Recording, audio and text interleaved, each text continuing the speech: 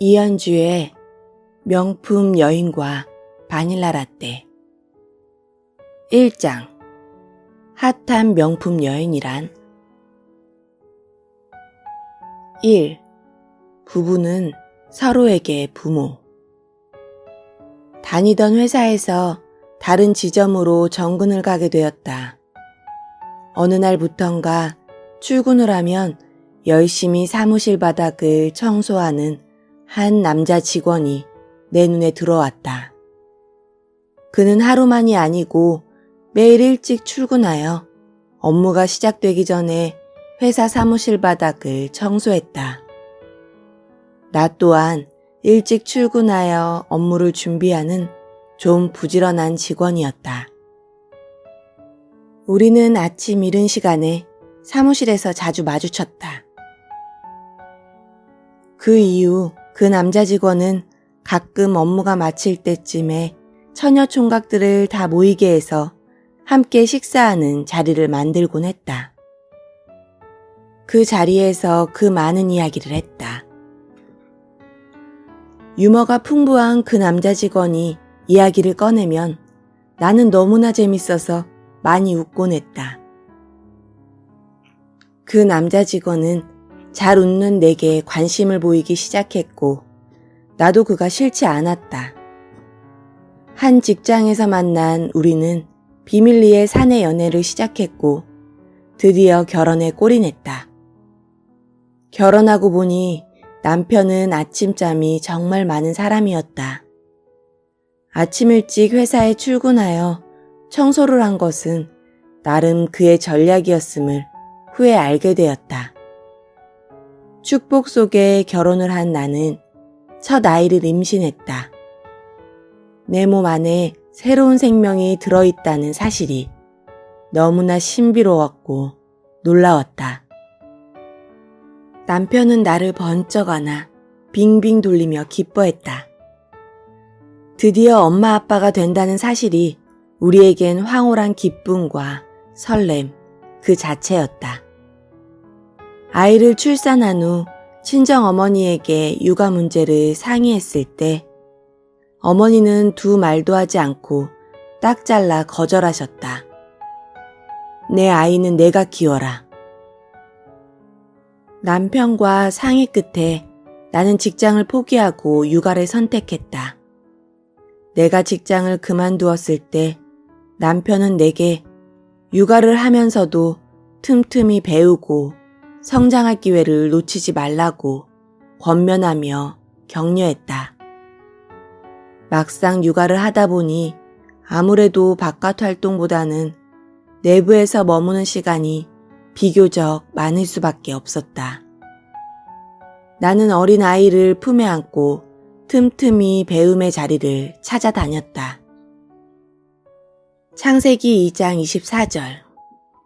이러므로 남자가 부모를 떠나 그의 아내와 합하여 둘이 한 몸을 이룰지로다 라고 했듯이 부모를 떠나서 아내와 한 몸이 된 부부는 함께 성장해 나간다. 부모를 떠났기 때문에 이제는 서로에게 부모가 되어야 한다. 남편은 오늘날까지 이것을 성실하게 실천해왔다. 남편은 내가 무엇인가를 새롭게 배우고자 시도할 때 항상 지지하고 격려해 주었다. 두 아이가 어느 정도 성장해서 자신의 학업을 위해 먼 길로 떠나갈 쯤에 나는 신학 공부를 시작하게 되었다. 두 아이가 엄마의 손길이 없어도 스스로 설 수 있는 연령이 된 것이다. 늦게 시작한 신학 공부는 멈출 줄 모르고 계속되었다. 목회학 박사 과정을 마칠 때까지 남편은 외조를 멈추지 않았다. 고3처럼 밤늦게까지 도서관에서 공부를 할 때도 많았다. 남편과 대화를 하기보다는 신학서적과 씨름할 때가 훨씬 많았다. 남편은 이러한 나를 이해해 주었고 내 편이 되어 한결같이 나를 격려하고 지지해 주었다. 아내가 사역자의 길을 걷는 것이 남편에게는 도리어 불편한 점이 많을 수밖에 없다. 아직은 교회 사역자의 대부분이 남성이기 때문에 교회 내 여성 사역자 남편에 대한 배려는 거의 없다고 해도 과언이 아니다. 그럼에도 불구하고 묵묵히 자신의 자리를 지키면서 기도해주는 남편이 한편으로는 미안하고 또 한편으로는 너무나 고맙다. 아내가 사역자의 길을 걸어갈 때 남편의 배려와 도움이 없다면 사역하는 일이 쉽지 않다. 시부모님이 두 분 다 돌아가신 친하게 지내는 여성 사역자가 있다. 어버이날 그분이 남편에게 카네이션 한 알음을 예쁜 카드와 함께 선물하는 것을 본 적이 있다. 선물을 하는 것은 당신이 평생 나를 키워주어서 고맙다는 의미라고 했다. 선물을 받은 그 남편은 얼마나 기쁘고 좋았을까? 나의 남편도 오늘날까지 마치 부모가 자녀를 키우듯 나를 키워주었다. 그런데 알고 보니 아내를 키우면서 남편 자신은 더 많은 성장을 한 것이다. 부모들은 자식을 키우는 과정에서 부모 자신이 더 깊어지고 성장한다. 자식을 통해 배우기도 한다. 이런 원리와 같다. 남편도 나를 키우면서 자신이 훌쩍 더 성장했다. 내가 좋은 일을 만날 때 갑절로 더 기뻐하고 행복해하는 남편을 보면 나도 덩달아 행복하다. 이 놀라운 비밀을 젊은 부부들과 공유하고 싶다. 요즘은 서로 희생하기 싫어하는 젊은 부부들이 늘고 있다. 조금 더 희생하는 사람이 큰 손해를 본다고 생각하는 정서가 만연해 있기도 하다. 그러나 반드시 기억해야 할 한 가지는 씨앗이 땅 속에 들어가서 썩어질 때 싹이 나고 꽃이 핀다는 사실이다. 희생하고 헌신하는 것은 가장 큰 기쁨의 씨앗을 뿌리는 일이다. 희생과 헌신의 열매는 가장 큰 기쁨이다.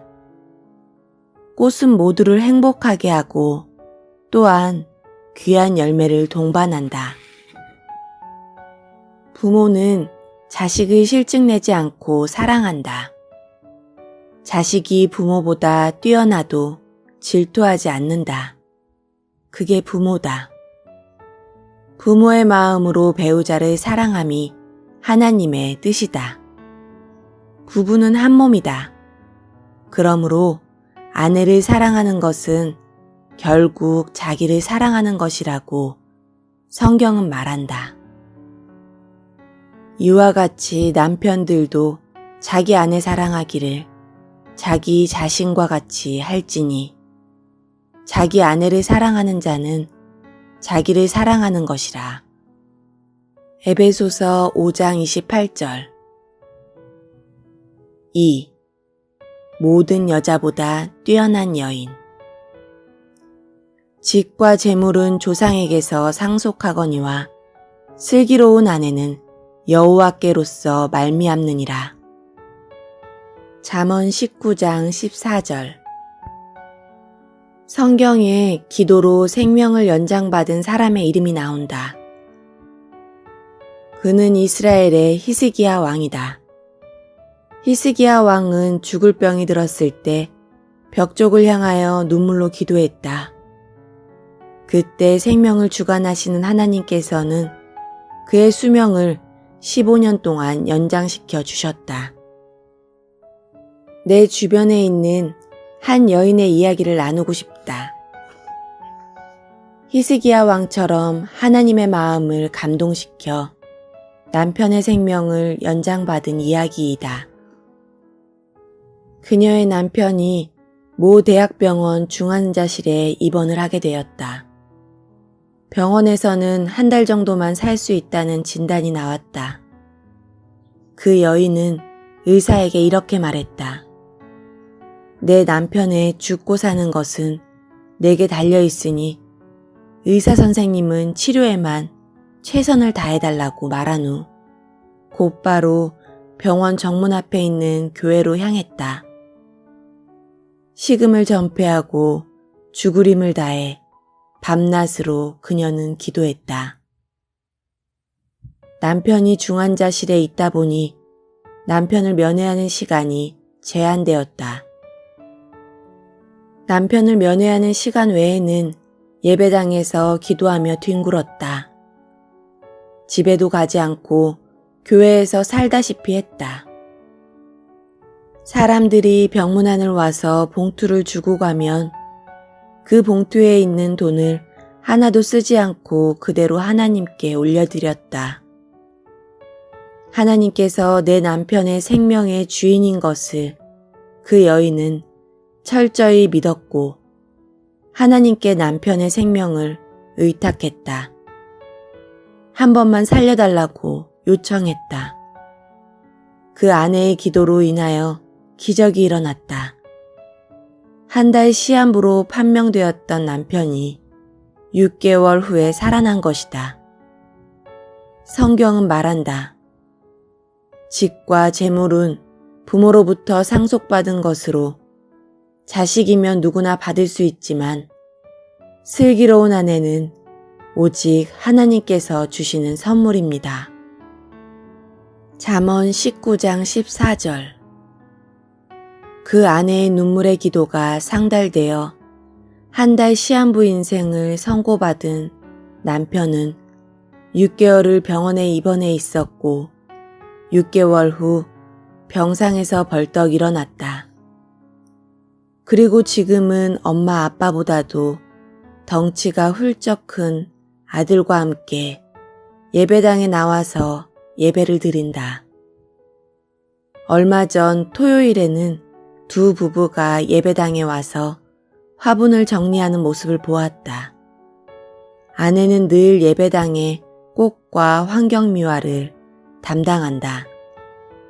예배당 화분들을 정리하고 물을 주며 성전을 곱게 가꾸는 아름다운 헌신자이다.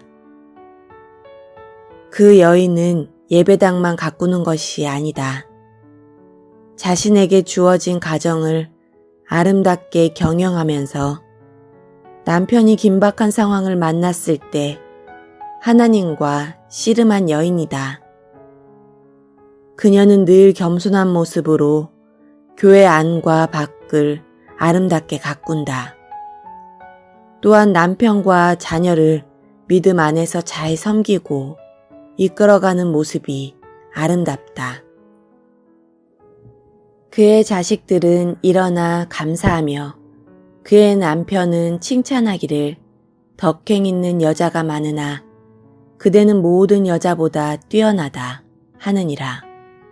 고운 것도 거짓되고 아름다운 것도 헛되나 오직 여호와를 경외하는 여자는 칭찬을 받을 것이라. 그 손의 열매가 그에게로 돌아갈 것이요 그 행한 일로 말미암아 성문에서 칭찬을 받으리라. 잠언 31장 28절에서 31절. 이 땅에서 가장 복된 남자는 누구일까? 바로 믿음의 아내를 만난 사람들일 것이다. 그래서 잠언 31장에 나오는 남편은 이렇게 고백한다. 그대는 모든 여자보다 뛰어나다. 이 땅의 절반은 여자이다. 아내를 향하여 이런 고백을 하는 남편보다 더 복된 인생이 또 있을까? 사랑이란 더 베풀수록 더 나눌수록 깊어진다. 보다 성숙한 남편과 아내는 어떤 인생일까? 성숙한 사람은 주는 사람, 베푸는 사람이다. 철이 없던 사람까지도 갑자기 부모가 되면 성숙해지는 이유는 끊임없이 자녀에게 베풀기 때문이다. 자녀가 태어날 때부터 자녀는 아무것도 스스로 할 수 없다. 부모가 끊임없이 그들을 돕고 가르치고 돌보아야 자녀는 성숙해진다. 그런데 자녀를 돌보다 보면 자녀만 성숙해지는 것이 아니라 부모도 함께 성숙해진다. 즉, 성숙해서 베푸는 것이 아니라 베풀다 보니 성숙해진다는 논리이다. 성숙한 사람은 움켜쥐는 것이 아니라 베푸는 사람이다. 대부분의 사람은 부모와 자녀가 동시에 아플 때 자신도 모르게 자녀에게 마음이 흐른다는 통계가 있다. 그 이유는 뭘까? 부모는 자녀에게 계속 무언가를 주기 때문이다. 돌봄, 재정, 사랑, 헌신 등 자녀가 태어난 시점부터 죽는 순간까지 부모는 좋은 것을 자녀에게 주고 싶어 하며 끊임없이 무언가를 준다. 그렇게 주다 보니 그에 대한 사랑이 깊어진다. 그래서 내리사랑이라는 말이 생겼나 보다. 마음이 있는 곳에 물질도 가고 사랑도 흘러간다. 그렇게 죽으림을 다해 기도로 살려낸 남편이어서일까? 그 아내는 남편에게 항상 따뜻한 밥을 지어서 대접한다.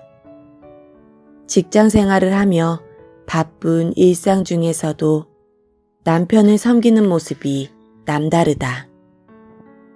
그 귀한 사랑과 헌신이 남편을 살려냈고 온 가족이 예배당에 나와 함께 예배드리는 모습이 아름답다. 얼마 전 생일이었는데 자녀와 함께 온 가족이 귀한 식사를 했다고 한다. 너무 비싼 가격에 한 끼 식사를 했다고 살며시 웃는 그 웃음 속에서 모든 절망과 아픔을 이겨낸 멋진 승리자의 모습을 본다. 그녀는 그러한 기쁨을 충분히 누려야 될 사람이다. 그리고 나는 마음속으로 말했다. 그대는 모든 여인들보다 뛰어난 여인입니다. 3. 함께 한다는 것. 일찍이 갖기 원하는 나라로 먼 유학길에 오른 나의 두 아이들. 일찍 부모의 품을 떠나서 생활하다 보니 애어른처럼 빨리 철이 들었다. 유학을 떠난 지 서너 달이 지나서 막내 아들과 통화를 했다. 엄마, 혼자 생활해보니 손에 물이 마를 날이 없네요. 밥 먹고 돌아서면 설거지, 공부하고 와서 또 밥 짓고, 세탁기 돌리고, 빨래 널고, 빨래 개고, 또 공부하고. 엄마가 그동안 얼마나 수고했는지 이제야 알 것 같아요. 엄마가 해주는 밥을 먹으면서 학교 다니며 공부만 하던 때가 얼마나 행복한 시절이었는지를 혼자 생활해보면서 비로소 깨달은 것이다. 첫째 딸아이가 유학 가서 공부하던 중 어느 날 마트에 다녀와서는 울먹이는 소리로 전화를 걸어왔다. 마트에 갔는데 엄마랑 딸이 오순도순 커트를 끌고 물건을 고르는 모습을 보는 순간 갑자기 엄마가 그리워서 눈물이 났다는 것이다. 한국에 있을 때 그렇게 많은 날들을 마트에 가서 물건을 사고 히히덕거렸건만 그때는 그것이 행복한 순간이었는지 미처 깨닫지 못했다는 것이다. 함께 한다는 것, 함께 무언가를 같이 할 사람이 있다는 것은 놀라운 축복이며 선물이다. 그러나 아쉽게도 대부분의 사람들은 함께 있을 때 미처 깨닫지 못하다가 홀로 되었을 때에야 비로소 이 진리를 깨닫는다는 것이다. 지인을 통해서 들은 이야기다. 남편이 큰 사고를 당해 식물인간이 된 가정이 있었다. 식물인간이 된 남편은 목회자였다고 한다. 그의 아내는 10여 년을 식물인간이 된 남편을 보살피며 지칠 대로 지쳤다. 어느 날 남편의 친구를 만났는데 이젠 제발 남편이 하늘나라에 갔으면 좋겠다는 이야기를 했다고 한다. 그리고 그 후 얼마 안 되어 남편은 하늘의 부르심을 받게 되었다. 시간이 흘러 그 아내를 만날 기회가 있었다고 한다. 병든 남편을 하늘나라에 보내고 홀가분하게 지내나 했더니 그 아내는 눈물을 흘리며 이렇게 고백했다고 한다. 식물인간이어도 좋으니 남편이 제 곁에 있었으면 좋겠어요. 남편이 옆에 존재하지 않는 것이 이렇게 힘들 줄 몰랐어요. 함께 있을 때 우리는 함께함의 소중함을 간과하기 쉽다. 나도 한국에서 온 가족이 함께 생활할 때는 그것이 그저 평범한 일상이었고 당연한 것으로 생각했었다. 그런데 혼자 유학을 떠나와서 막상 혼자 밥 먹고 혼자 잠자고 하는 시간을 경험하면서 함께하는 것의 소중함을 절실히 깨달았다. 식당에서 나란히 식사하는 부부를 보면 부러워서 눈길을 떼기가 쉽지 않았다. 이것이 얼마나 평범하고 당연한 일상이었는지. 남편도 역시 아내와 두 아이를 유학 보내고 홀로 송구영신 예배를 드릴 때 그렇게 외로울 수가 없다는 이야기를 나중에 듣게 되었다. 온 가족이 함께 교회에 나와 송구영신 예배를 드리는 모습이 너무나 부러웠다고 한다. 그날 유독 얼마나 외로웠는지 모른다고 남편이 말할 때 콧등이 시큰해졌다. 그렇게 오랜 시간 온 가족이 함께 예배당에 나가고 했건만 그때는 그게 행복인 줄 깨닫지 못했다.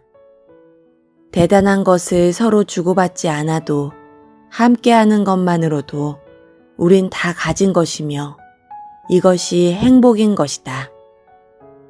가장 평범한 일상이 행복한 조건인 것을 나는 그 이후에 깨닫게 되었다. 가족의 소중함을 깨닫고 싶다면, 함께하는 것에 소중함이 많이 퇴색되었다면, 가끔은 가족이 잠시 떨어져 볼 것을 감히 나는 제안한다. 우리 부부에겐 잠시 떨어져 있던 시절이 이제 보약이 되었다. 50대를 함께 보내고 있는 우리 부부는 함께 길을 걸어갈 때나 외출할 때 누가 먼저랄 것도 없이 손을 잡거나 어깨를 감싼다. 함께하는 것이 너무나 행복하고 감사해서이다. 모르는 사람이 보면 부부가 아닌 연인이라고 착각할 정도이다.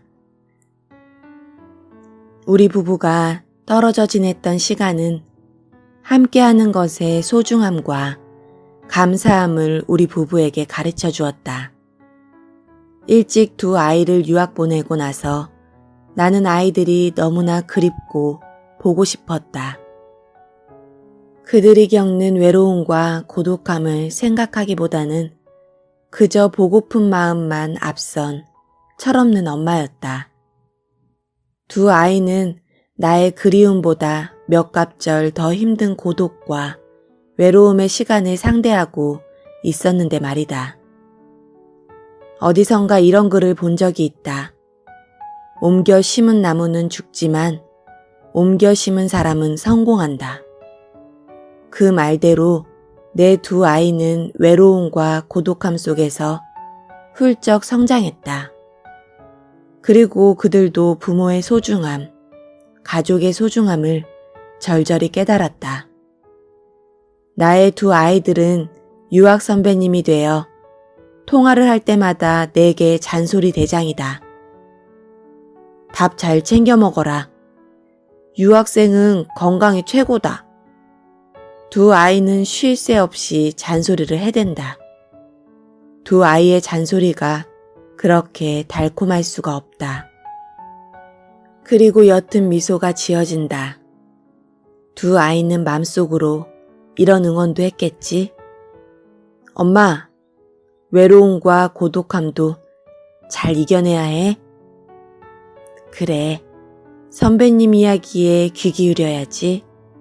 나이는 엄마가 많지만 너희들이 유학 선배님이지. 선배님의 충고를 명심해야겠다. 함께 한다는 것. 헨리 프리데릭 아미엘. 사람은 곁에서 누군가가 함께 있어야 심신이 건강해지는 존재다. 함께 밥을 먹든지 얘기하든지 잠자든지 이게 안 되면 자주 아프고 서글퍼져 몸과 마음에 구멍이 생긴다. 서로 목표나 생각이 조금 달라도 나 혼자가 아니구나 하는 위로가 필요하다. 그렇게 함께함으로써 마음에 쌓인 고단함이 사라진다. 누군가를 만났고 알았다는 기쁨이야말로 가치 있는 사람의 감정이요. 상처받기 쉬운 세상으로부터 벗어날 가장 따뜻한 삶의 순간이겠지. 인생은 짧고 우리 여행 동반자들을 기쁘게 해줄 시간은 많지 않다. 이연주의 명품 여인과 바닐라 라떼 1장 핫한 명품 여인이란